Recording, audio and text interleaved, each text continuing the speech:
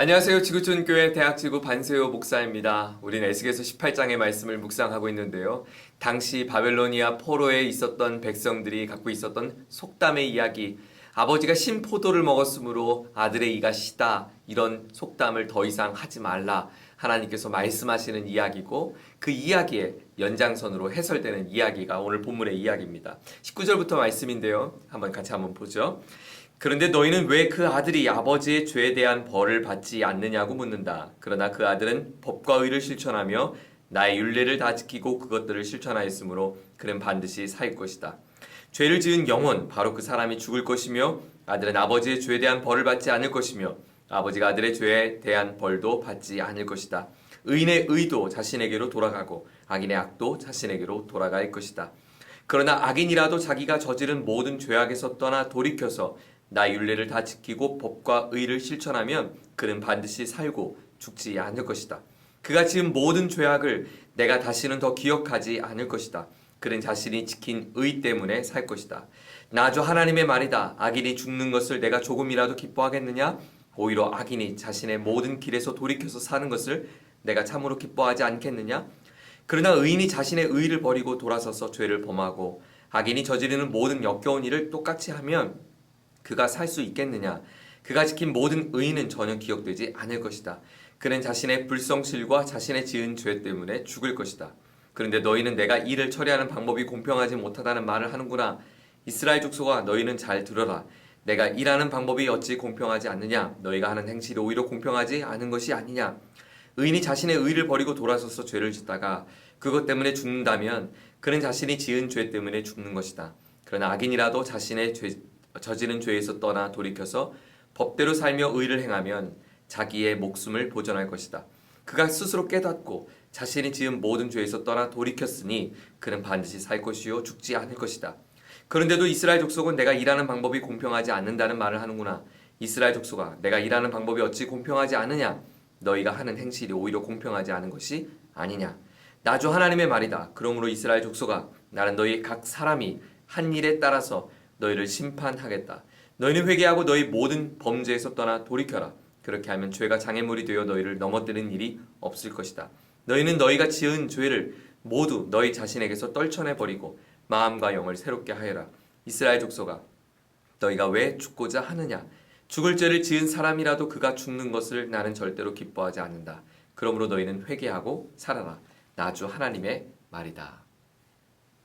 에스겔서 18장 19절부터의 이야기는 하나님께서 에스겔에게 비유로 말씀하신 그 아버지가 지은 죄가 아들에게 전가되지 않고 아들이 역시 아버지가 지은 죄를 따라서 죄를 짓지 않고 의롭게 살면 하나님께서 그 죄를 더 이상 묻지 않는다라고 말씀하는 그 이야기예요.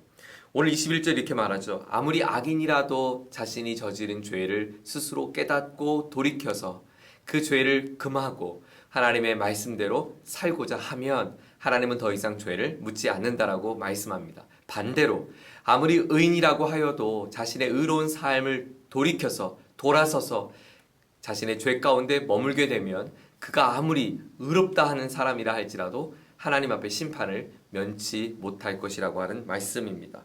중요한 거죠. 오늘 본문의 30절이 마지막 결론입니다. 나 주 하나님의 말이다. 그러므로 이스라엘 족속아, 너희는 각 사람이 한 일에 따라서, 첫 번째는 하나님은 각각의 한 사람의 삶을 주목하십니다.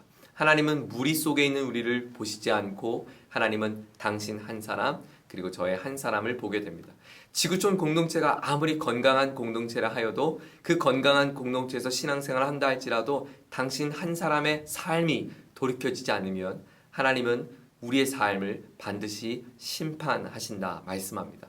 아무리 우리의 삶의 자리가 죄악이 가득한다 할지라도 당신 한 사람이 믿음으로 살면 하나님은 당신 한 사람을 통하여 나를 구원하실 뿐만 아니라 우리를 통하여 놀라운 축복의 통로로 삼아 주실 것입니다. 하나님은 각 사람이, 두 번째는 그 각 사람이 한 일에 따라서, 과거의 삶의 모습, 지난 옛날의 모습이 아니에요. 하나님은 마지막 최종적인 오늘의 삶을 하나님은 주목하고 계십니다. 그가 어떻게 살아가는지. 네, 하나님을 믿고 따라가는 신앙의 삶은 관념이 아닙니다. 이념이 아닙니다. 생각이 아닙니다. 단순한 가치관을 품는 것 정도가 아닙니다. 어떤 내 마음에 확신을 갖고 살아가는 것 정도가 아닙니다. 하나님은 우리가 어떻게 사는가, 무엇을 이루며 살아가는가, 우리의 삶의 열매를 하나님은 주목하고 계십니다. 그 열매가 우리를 구원해 주는 것은 아닙니다. 그러나 믿음에 마땅한 열매를 하나님은 찾고 계신다는 거죠. 하나님은 각 사람이 그 한 일에 따라서 너희를 심판하겠다.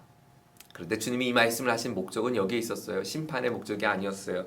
너희는 회개하고 모든 범죄에서 떠나 돌이켜라. 그렇게 하면 죄가 장애물이 되어 너희를 넘어뜨리는 일이 없게 될 것이다. 하나님은 오늘도 이 아침에 우리를 돌이키기를 주님은 원하고 계십니다. 이렇게 말씀하시죠. 31절에 마음과 영을 새롭게 하여라. 저는 여기 의도적으로 마음이라는 단어와 영이라는 단어를 사용했다고 생각돼요. 우리는 특별히 예수를 믿어서 하나님의 자녀가 되는 우리의 영혼의 구원에 대해서 내 영혼, 내 영혼의 하나님 앞에 천국에 갈 것에 대해서 생각하지만 하나님은 우리의 영혼의 우리를 새롭게 하시는 그 영혼뿐만 아니라 마음이에요.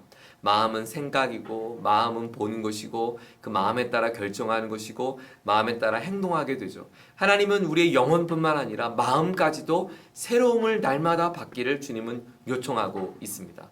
하나님께서 오늘도 우리의 마음을 새롭게 빚어주시기를 축복합니다.